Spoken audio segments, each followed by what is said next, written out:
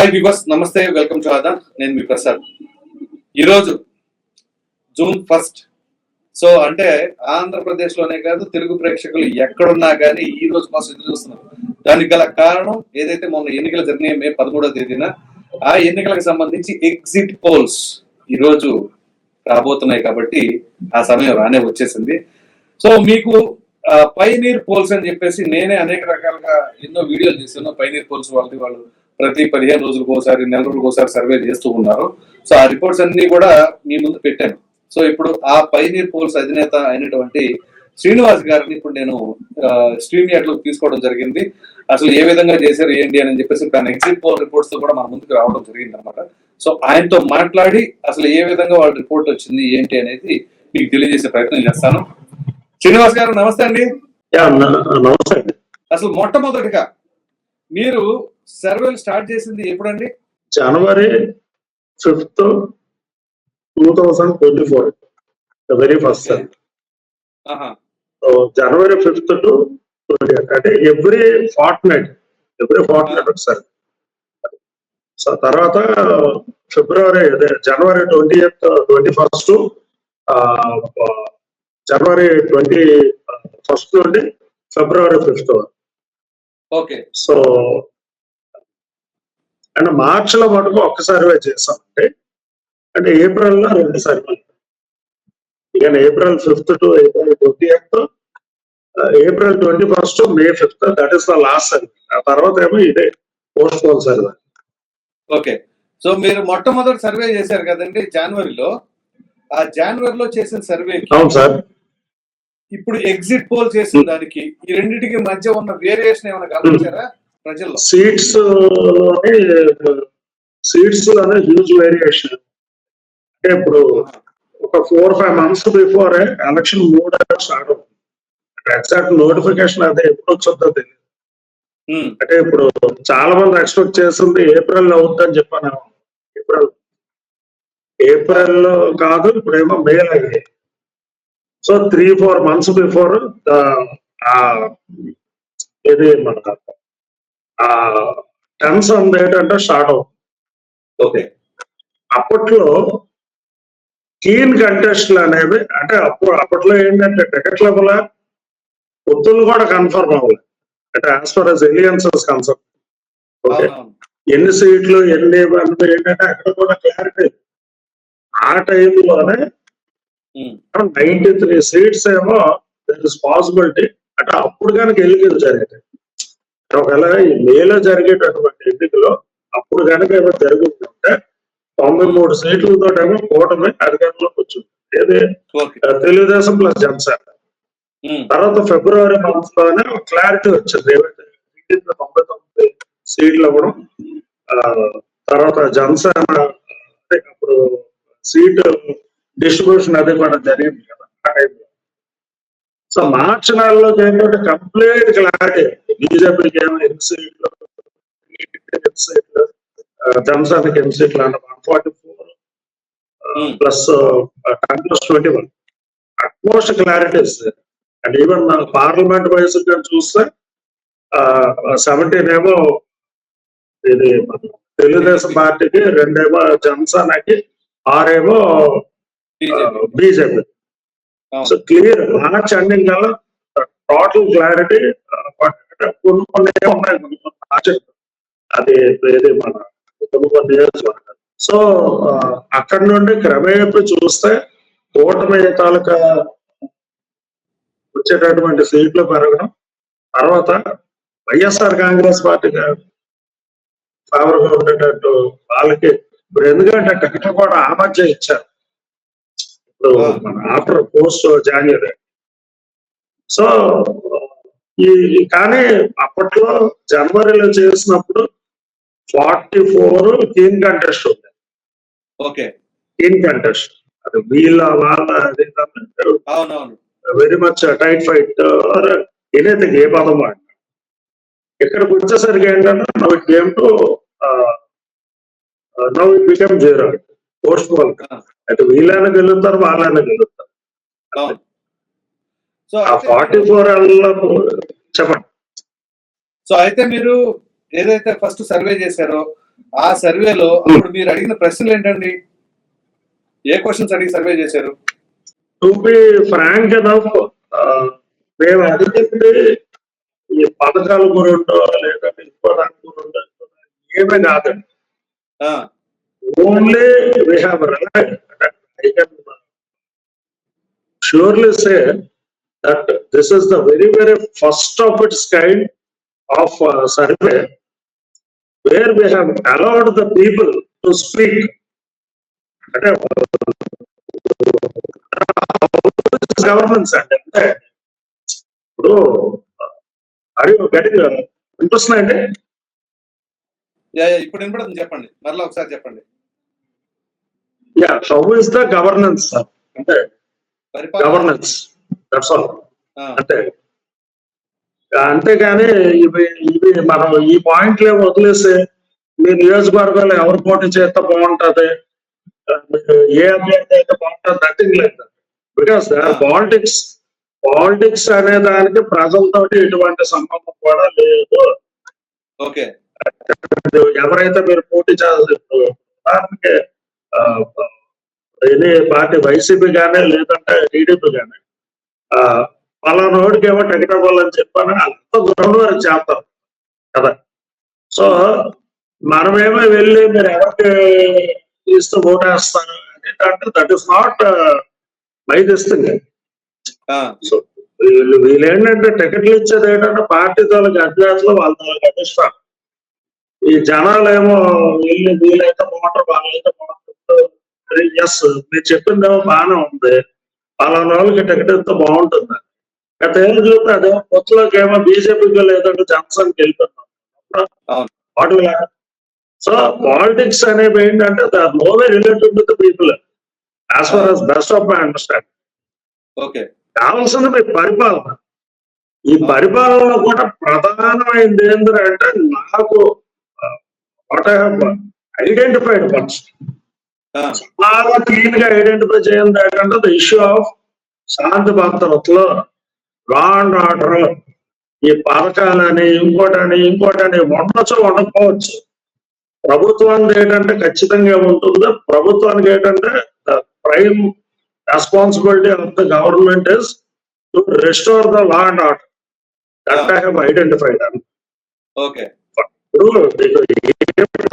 పథకాలు ఈరోజు ఉంటాయి, పొద్దున్న ఇప్పుడు గవర్నమెంట్ మారితే పీకేయచ్చు, పేర్లు మ్యాచ్ చేయొచ్చు. కానీ పోలీస్ స్టేషన్ లో లేదంటే శాంతి భద్రతలో ఈ కేసులు ఎట్లా అంటే I mean so that is the prime responsibility of the government కదా. మీరు ఏదో పథకాలు ఇస్తారని చెప్పనే నాట్ బీన్ ఓటెడ్. నాకేమో రక్షణ కల్పిస్తారు, నా ధన మాన ప్రాణాలు అంటారు కదా, సినిమా డైలాగ్ కాదు, వీటికి మీరు రక్షణ కల్పించారు. That aspect literally more retaliation is there. ఇది సర్ప్రైజింగ్ ఏంటంటే ఏ సర్వే వాళ్ళు కానీ కాదు ఇదంటే ఎవరన్నా చాలా మంది ఏమో జర్నలిస్టులు కానీ వీళ్ళు కానీ ఎవరు ఉన్నారు కానీ I mean I haven't notice this particular point. ఈ ఒక్క పాయింట్ నేను ఎక్కడ నోటీస్ చేయాలి. సో ఇప్పుడైతే మీరు పోస్ట్ పోల్ సర్వే చేశారు కదండి, ఆ పోస్ట్ పోల్ సర్వే నిర్వహించినప్పుడు వాటిల్లో ల్యాండ్ టైటిలింగ్ యాక్ట్ అనేది కూడా ఒక కుదిపేసింది కదా, అది ప్రభావం వైసీపీ పైన? అంటే దాని వల్ల ఓట్ ఇంక్రిమెంటేషన్ జరిగిందని చెప్పని అక్కడ లేదు. Already people they decided to vote. అది ఈ పార్టీ కావచ్చు ఆ పార్టీ కావచ్చు వేరే, they have decided to vote and they have voted. So especially ఒక్క స్టూడెంట్ మేము వచ్చి ఓటేస్తాం లేదంటే ఇదేది అనంతబాబు శుభ్రం ఓటేస్తాం లేదంటే అంతర్వేద రాధపురం ఓటేస్తాం లెక్కరపురం ఓటేస్తాం చెప్పేసి అవి ఓటేయరు కదా. Simply they will come and vote. But that is a factor. ఒక కుదుపు అయితే మటు కుదిపింది ఏది మన ఎస్ ఆబ్వియస్లీ. అంటే అది ఇప్పుడు తెలుగుదేశం పార్టీ వాళ్ళు చెప్పింది ఏంటంటే నిజమా ఇంకోట that is not get to the debate అండి. కొంతమేర మటుకు అంటే ఓటు వేద్దామా వద్దా ఎండ్లు కదా చూద్దాం అది ఇది అనుకుంటాం కూడా ఒకసారి ఓటు వేయాలని చెప్పి కొంత పర్సంటేజ్ ఏమో బూత్ వరకు లాక్కొని వచ్చినటువంటి మాట అయితే మనకు వాస్తవం. సో అయితే ఇప్పుడు న్యూ ఓటర్స్ అంటే 18+ జస్ట్ క్రాస్ అయిన వాళ్ళు ఎక్కువగా వాళ్ళు కూడా Okay. పార్టిసిపేట్ చేయడం చూసాము. సో వాళ్ళల్లో మెజారిటీ పర్సెంట్ ఎవరికి support చేశారంటారు? But who can create opportunities to them? So who can create opportunities? అది ఎవరు ఏంటి అంటే ఎవ్రీబడి విల్ బి జడ్జింగ్. అవును, Who can create opportunities? Who can create more job opportunities also? ఆ, ఓటేస్తారంటే అదేదో 3,000 రూపాయలు ఏది అదే నిరుద్యోగ వృత్తి అయితే ఇస్తారు, అందుకనే ఓటేస్తారు అట్లాగనే లేదు. అలాగని చెప్పి జగన్ ఏమో ఇదేదో చెప్పారు కదా, ఏది జాబ్ క్యాలెండర్ ఏదో సంథింగ్ డిఎస్సి ఏదో చెప్పారు, మెగా డిఎస్సి. ఇట్ల కోసం అది కాదు, మెగా డిఎస్సి. బాబు గారు చెప్పారు అంతే కదా, బాబు గారు చెప్పారు సెకండ్ సంతకం ఫస్ట్ సంతకం అందరు పెడతాను. ఫస్ట్ సంతకం మెగా డిఎస్సి అన్నారు బాబు గారు. అది కూడా కొద్దిగా మైన్యూట్ ఇంపాక్ట్ ఉంటుంది, ఎందుకంటే అందరూ డిఎస్ఎల్ రాసిలేదు. బట్ ఎవరైతే కొద్దిగా పరిశ్రమలు పట్టరాగలరో, కొద్దిగా కంపెనీలు ఏమో రాగలరు అని చెప్పి వాళ్ళకి ట్రస్ట్ అండ్ కాన్ఫిడెన్స్ ఏమో. But I think that majority are towards first time ఓటర్సే కాదండి, ఫస్ట్ టైం ఓటర్సే కదా, first second third. Okay, yes, you can take it for granted. సరే సార్. అయితే మీ సర్వేలో అంటే ఎగ్జిట్ పోల్స్ లో అవనండి, ప్రీ పోల్ సర్వేలో అవనమంటే ఏదైనా సరే మెయిన్ క్యాండిడేట్ మీకు షాకింగ్ గా అనిపించే క్యాండిడేట్లు ఎవరైనా ఓటమి చెందబోతున్నారా? అయ్యే పార్టీ అయినా కావచ్చు, కూటమి కావచ్చు, వైసీపీ కావచ్చు, మంత్రులు కావచ్చు, మాజీ మంత్రులు కావచ్చు, ఎవరైనా సరే ఓడిపోతారని సర్వే ఏమైనా వచ్చిందండి మీకు? ఆ లిస్ట్ చెప్పాలంటే చాలా పెద్ద లిస్ట్ ఉందండి, పంపించిన దీంట్లో చాలా భారీ లిస్ట్. నెక్స్ట్ వీడియోలో నేను చేస్తానులేండి, మీరు ఇచ్చిన డేటా ప్రకారంగా. బేసిక్ గా ఇప్పుడు 2-3 పోయారు అనుకోండి, తగ్గిపని చెప్పి ఇప్పుడు ఆ లిస్ట్ దగ్గర ఏమో 30 మంది ఉన్నారు. అబ్బో, అదే అంతమంది కానీ ఉంటే పట్టు కష్టం కాదు సార్. ఉదాహరణకి చెప్పి ఇప్పుడు తమ్మినేని సీతారాం గారు ఏమో ఓడిపోతారు, ఏం సార్? సార్ ఉత్తరాంధ్రలో కొన్ని పెద్ద పెద్ద తలకాయలు ఉన్నాయి, సీనియర్ మోస్ట్ రాజకీయ నాయకులు ఉన్నారు కదా, వాళ్ళల్లో ఏమైనా సరే అవకాశం అంటే సార్ వాళ్ళలో ఎవరైనా సరే తారుమారయ్యే పరిస్థితి ఉందా? ఉత్తరాంధ్ర అని కాదు సార్, ఎక్కడ సార్ నేను డోంట్ డివైడ్ ఉత్తరాంధ్ర దక్షిణ ఏదో లెటర్స్ నాట్ డివిజన్ చేయొద్దు. Across Uttarandhra, I mean across Andhra Pradesh the same scene is going to get repeated. ఇక ఇంకా క్లియర్ గా చెప్పాలంటే ప్రసాద్ గారు 1994 డేటా ఒకసారి తీయండి. 1994 ఏది కాంగ్రెస్ పార్టీ అప్పుడు ఓడిపోయింది, తెలుగుదేశం పార్టీ అధికారంలోకి వచ్చింది. హలో, అధికారంలోకి వచ్చింది. అప్పుడు ఒకసారి డేటా తీయండి. అప్పుడు మీకు కోట్ల విజయభాస్కర్ రెడ్డి గారు, ఒక కన్నలక్ష్మీనారాయణ గారు, అలాగే ఒక 2-3 తప్పించి అందరూ కూడా మొత్తం వ్యాక్యూమ్ క్లీనర్ పెట్టి మొత్తం క్లీన్ చేస్తారు. Okay, almost all we might see the repetitive change after 30 years. So అది ఆ ప్రభావం ఇప్పుడు 24లో కనపడబోతుంది అంటారు, ఖచ్చితంగా అట్లాగే ఉండబోతుంది అంటారు. ప్రభావం అని కాదు, మూడ్ ఆఫ్ అంటే పరిస్థితులు బట్టి, అదేలేండి, ఇప్పటికప్పుడు పరిస్థితులు మారుతాయి కదా, ఉన్న పరిస్థితులు బట్టి చూస్తాం అనుకో.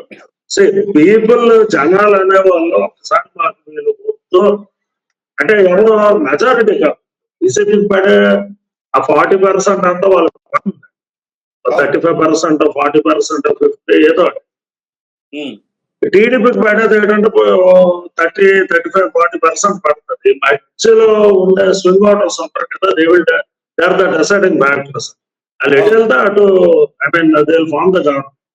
అంటే మీరు ఎక్కడా కూడా ఏ ఎన్నికల్లో కూడా పలానా ప్రసాద్ గారు పలానా శ్రీనివాస్ నాయుడు మీద 3,500 ఓట్లు 5,000 ఓట్లతో గెలిచాడని చెప్పని ఉంటారు తప్ప మొత్తం ఓట్లన్నీ మీకే వచ్చేసి నాకు ఒకటో రెండో మా ఇంట్లో ఓట్లు పడతాయని చెప్పని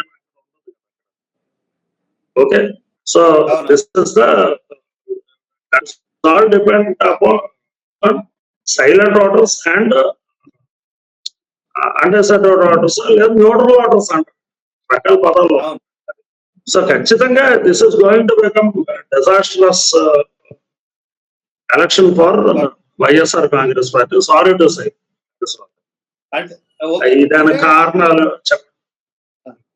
అంటే సార్ ఇప్పుడు election Jagan versus Babu alliance కూటమి అన్నట్టుగా నడిచిందా లేదా జగన్ వర్సెస్ యాంటీ జగన్ అన్నట్లుగా నడిచిందండి? అలాగే ఎక్కడ కూడా ఉండదంటే always people will be having an alternative. ఇప్పుడు మీరు చెప్తున్నారు people they do have an alternative. ఇప్పుడు ఆల్టర్నేటివ్ లేదు అనుకోండి, ఏదో సాంతేతం ఉంది కదా ఆ టైప్ లో ఉంటుంది. ఏదో షుడ్ నాట్ యూజ్ అంటే ఇప్పుడు ఆల్టర్నేటివ్ అయితే ఇప్పుడు ఉంది కదా. ఇప్పుడు మీకు తెలుగుదేశం పార్టీ రాకమునుపు కాంగ్రెస్ ఇంకా అంత బలమైన పార్టీ లేదు. So there is no alternative కాబట్టి రన్నింగ్ ఏదో ఆవుతోడికి లేదంటే జోడెత్తులకి హస్తం గుర్తుకే హ్యావ్ టు ఓట్. ఎప్పుడైతే సైకిల్ వచ్చిందో ఒక ఆల్టర్నేటివ్ వీళ్ళు కాకపోతే వీళ్ళు అని చెప్పారు. సో అలాగే బీజేపీకి సెంటర్ లో. So this is what. అందుకే జగన్ వర్సెస్ యాంటీ జగన్ అనే ఇదంతా కూడా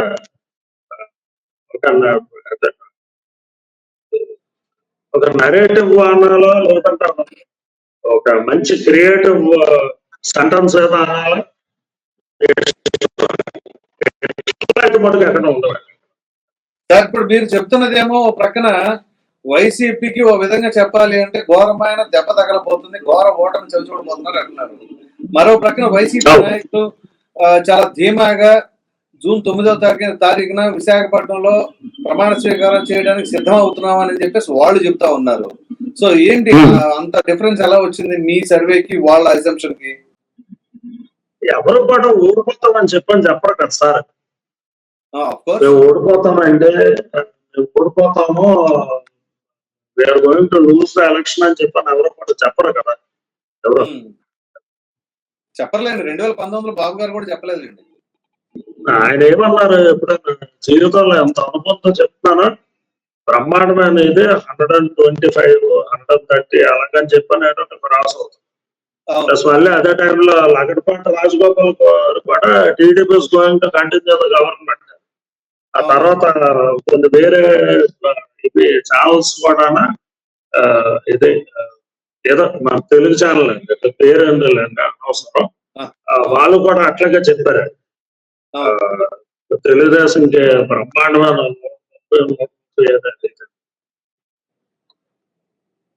సో ఎవరో ఓడిపోతామంటే విచ్చేస్తాం అదే దాన్ని. అదే తరహాలో వైసీపీకి ఈ విధంగా గెలవబోతుంది చెప్పేసి కొన్ని సర్వే సంస్థలు కూడా చెప్పబోతున్నాయి. సో ఆ విధంగానే పరిగణిస్తారంటారా? అంటే ఏంటి ఇప్పుడు సర్వే చెప్పేస్తారు అనుకోండి. సపోజ్ ఇప్పుడు 175కి 170 ఇప్పుడు బాలకృష్ణ గారిని,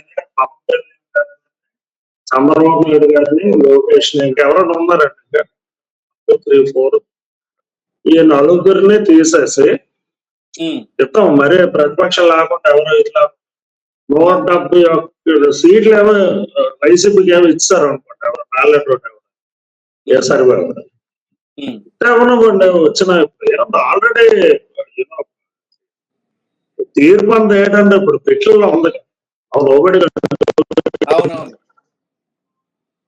నిన్న ఒకసారి అంత వేలకోలంగా సైవేల ఇప్పుడు మాది కంపెనీ చూడండి మేమైతే ఎంత అనలైజ్ చేసి ఎంత ఇచ్చేసి lot of work is been involved right.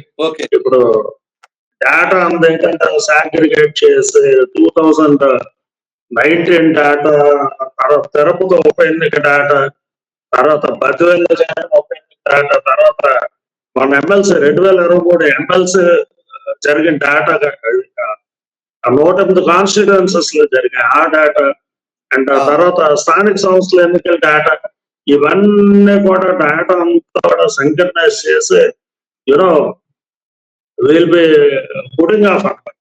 నాకైతే యూనో అంతా చేసి ఏదో 4 మొత్తం అన్ని కలిపి ఇప్పుడు నేను చెప్పేది అంత కాదు, 2 పేజీలు ఇచ్చికెళ్ళి ఏది మొత్తం డేటా అంత కాదు అప్పకెళ్తారని పేర్లు రాసేది పోయాయి. నిన్న అదే టీవీలో చూసా, ఒక చిన్న కాగితం మీద రాశారు ఏది ఈ పార్టీ నిలుస్తుంది, ఈ నియోజకవర్గం వైసీపీ నియోజకవర్గం చేతితో నాకేమన్నా కంప్యూటర్ ప్రింట్ ఎంత వేలకొన్నాం మధ్య అంత బిఫోర్ ఎప్పుడు చూడలేండి ఈ ఎన్నికల్లో. చిలకలు కూడా వచ్చేసారు ఇది మన జ్యోతిష్ ఇది మన చిలకల్లో ఒక కవర్ చేస్తారు. ఇది ఎందుకండి ఎన్నికల కదా నియోజకవర్గానికి ఒక 5-6 చిలకలు కొనవచ్చు, మీరు 2 తీసేయండి అంటే పోయాయి కదా సార్. అయితే శ్రీనివాస్ గారు, ఈ మధ్య కాలంలో మీరు చూసే ఉంటారు, కొంతమంది పండితులు స్వామీజీలు వచ్చేసి చంద్రబాబు నాయుడు గారు ఇన్ని వేల ఓట్లతో కుప్పంలో ఓడిపోతారు అని, పవన్ కళ్యాణ్ గారు ఇన్ని వేల ఓట్లతో ఓడిపోతారని అనేక రకాలుగా వార్తలు చెప్తారు. దీనిపై మీరు ఏమంటారు? మన దౌర్భాగ్యం ఏపీలో పడడం మన దౌర్భాగ్యం అంటే సరిగ్గా అంతమించి సార్. ఒక ఓటుకి ఒక ఓటు మీరు కనుక వెళ్ళి వేశారంటే how much it is going to cost for election commission. There are cases in India ఒక ఓటుకి 8,000 రూపాయలు ఖర్చు అయిన సందర్భాలు కూడా ఉన్నాయి. మణిపూర్ దాన్ని, త్రిపుర దాన్ని. ఒక ఓటు ఒక బ్యాలెట్ బాక్స్ పట్టుకొని వెళ్ళి హెలికాప్టర్ మీద పట్టుకొని వెళ్ళి 6 గ్రామాలు అక్కడ ఓటు కానీ ఇంకోటి కానీ అక్కడ పోయి జనరేటర్ పట్టుకొని వెళ్ళారు. మళ్ళీ పవర్ కూడా లేదు అనమాట. ఓకే, ఇంకెందుకు ఇంకా శుభ్రంగా జాతకాలు చెప్పేవాళ్ళేమో అందరు జాతకాలు తెప్పిస్తే ఇంకా వీడిదేమో ఎంత ఇది ఉందని చెప్పాలేమో డైరెక్ట్ చూపించేంత వేస్ట్ కదంటే. ఎందుకు అదేదే ఎందుకో యంత్రాంగం వేస్ట్, ఎలక్షన్ కోడ్ ఇంకోటి నథింగ్ ఇస్ రిక్వైర్డ్. అసలు ఎన్నికలే వేస్ట్ కదా. దానికి బ్యాలెట్ బాక్స్ పగలు కొట్టడం పేరు ఆ పొలవర్తన అటాకులు ఇంకోటి రకరకాలు ఉన్నాయి కదా. సో ఫైనల్ గా చెప్పండి, మీ సర్వేకి మిగిలిన సర్వే సంస్థలకి, చాలా సర్వే సంస్థలు ఉన్నాయి, వాళ్ళ ప్యాటర్న్ లో వాళ్ళు సర్వేలు చేస్తున్నారు. మీ సర్వేకి వాళ్ళ సర్వే సంస్థకి ఉన్న డిఫరెన్స్ ఏంటంటారు? ప్రజలు మీ సర్వేని ఎందుకు నమ్మాలి? నమ్మాలి అని అంటే we have taken the essence and leaving about the politics, రాజకీయాలు అనేవి దాని మీద ఏమో తీసి పక్కన పెట్టి right, we have kept the concentration only on the governance. Okay, so why you are voting only పరిపాలన సార్. ఇప్పుడు మేము పోయింది, మేము కమ్యూనికేట్ చేసింది రెగ్యులర్ లెక్కర్ కన్సూమర్స్ అంటారు కదా వాళ్ళ దగ్గరికి. అంటే ఎగ్జాంపుల్స్ చెప్పారు బాబు, ఈ లెక్కర్ అనేది అది బిజినెస్ గానే లెక్కర్ అంతా 100% ప్రైవేట్ వాళ్ళు ఎవరు చేయలేరు. పక్కాగా గవర్నమెంట్ తాలూకు ఏమో ఇది ఉంటుంది. అంటే ఎగ్జాంపుల్స్ చెప్తాను అవుట్ ఆఫ్ 1 సెగ్మెంట్. వాళ్ళ దగ్గరికి వెళ్ళి కనుక్కొని ఐ మీన్ సర్వే అది కూడా క్లియర్ కట్ కండక్ట్ చేస్తే మాకు తెలిసిందే majority there is a very huge retaliation. Huge ఇది మన ఏమంటారు దాన్ని, చాలా వ్యతిరేకత. Count is very higher. Extreme level so అప్పుడు అది ఏమవుద్ది, ఎక్స్ట్రీమ్ లెవెల్ అంటారా? ఇక ఎస్ ఎగ్జాక్ట్లీ గుడ్ ఎక్స్ట్రీమ్ అంటే. కానీ ఇప్పుడు వాళ్ళకి ఇమీడియట్ గా ఆల్టర్నేటివ్ ఏం కనిపిస్తుంది? బాబు గారు ఏమో చెప్పారు కదా, వస్తే నాణ్యమైన మద్యం తక్కువ ధరకు అని చెప్పారు. ఈ మద్యానికి దాంట్లో ఆపోజిట్ కాంట్రా ఏంటంటే ఓకే. అచ్చా. సో అలాగే మిగతా ఆస్పెక్ట్లు ఏమైనా సార్ అదే ఇప్పుడు ఉదాహరణ మీరు ఎంతాలు అంటే నేను వచ్చి రాగానే నేను immediately going to strike off the అంటారు యాక్ట్ అని చెప్పాను. అవును. యాక్ట్ ఫోర్స్ లో ఉందో లేదో దట్ ఈస్ సెకండరీ. బట్ ఇది జరగడం అయితే అంటే this is what it is all. పోతే మమ్మల్ని ఎందుకు నమ్మాలి అని చెప్పానంటే మా విధానం అయితే మటుకు touch the politics right. Okay. ఇప్పుడు ఉదాహరణకి నీకే టికెట్ కానీ ఇప్పుడు నాకేం టికెట్ ఇచ్చారు ఏ పార్టీ అని నాకు కాకపోతే ఉమ్. క్యాండిడేట్ అనేది మ్యాక్సిమం వెయిటేజ్ ఉంటుందో 10% ఉంటుంది. ఓకే. ఈయన ఏంటంటే పార్టీ ఆ లీడరు అనేది వీటితో 10%. నాకు పార్టీ టికెట్ ఇవ్వకుండా నేను ఇండిపెండెంట్ గా పోటీ చేస్తాను 5,000 10,000 ఓట్లు తెచ్చుకుంటే వాళ్ళు మీకు entire it is very very difficult. ఆ. లాస్ట్ టైం ఎవరన్నా పార్టీ తరఫు నుండి కాకుండా ఇండిపెండెంట్ పోటీ చేస్తారు. ఒకసారి చూడండి డాటా 5,000 10,000 ఏంటంటే పాతాలకి ఈ పార్టీని డ్యామేజ్ చేయడానికి వాళ్ళు పోటీ చేస్తారు. ఎన్నో పనులు కొద్దిగా వస్తాయి కదా, అవతలాడికి ఏమో కొద్దిగా ఇది బెనిఫిట్ అవుతుందని చెప్పారు రైట్. సో మేము కేవలం we are only insisted only on the governance. That's all. Okay. And governance is absolutely మరి 100% జీరో అంటే అది కరెక్ట్ కాదు. కొత్త గొప్ప డిడ్ సమ్ యాక్టివిటీస్ కానీ it is not up to the market in majority of the sections. మీరు అలాగని చెప్పాను ఏంటంటే ఆడవాళ్ళు అయితే వేసేస్తారు, తర్వాత గ్రామీణ ప్రాంతాలలో ఏమో వేసేస్తారు, పొలాల వారిగానేమో ఎక్కువ మంది అంతా there all nonsense. There are absolutely passion. Not అసలు అది ఎందుకు చెప్తున్నారో వాళ్ళ ఎందుకంటే కొన్ని చూస్తూ ఉంటారు వీళ్ళేమో చెప్తూ ఉంటారండి ఏమని ఈ కులం వాళ్ళేమో వీళ్ళు 100% చేశారు. మనమే అక్కడ కానీ ఈవీఎంల దగ్గరికి వెళ్ళి ఎక్కడతాం ఎవడేమో దేని కాదు కదా. సో అదే కానీ వ్యాపారం చేసేవాళ్ళు ఇలా చేసేవాళ్ళు స్టూడెంట్లు తర్వాత సంక్షేమ పథకాలు లబ్ధిదారులు ఇవన్నీ ఒక నాన్సెన్స్ ఒక నాయిస్ క్రియేట్ చేయడమే సార్. క్లియర్ గా చెప్పాలి. అఫ్కోర్స్ ఏ మీడియా కూడా ఎగ్జామ్షన్ కాదండి. I mean so that is the reason being not getting point also, but this is something which is fact. Right sir Srinivas garu, thank you so much. Thanks a lot అండి. Okay, thanks a lot that you have given a very great presentation to our company and they are very much glad to you. Once again, thank you very much and Prasad. Right. ఇదండి దీనికి సంబంధించిన మిగిలిన data అంటే వీళ్ళ exit poll కి సంబంధించిన data కూడా నేను తర్వాత వీడియోలో చేస్తాను. దాంట్లో మీరు చూడవచ్చు పైనీర్ పోల్స్ వారి ఎగ్జిట్ పోల్ అనేది ఎలా ఉంది అనేది. Thank you.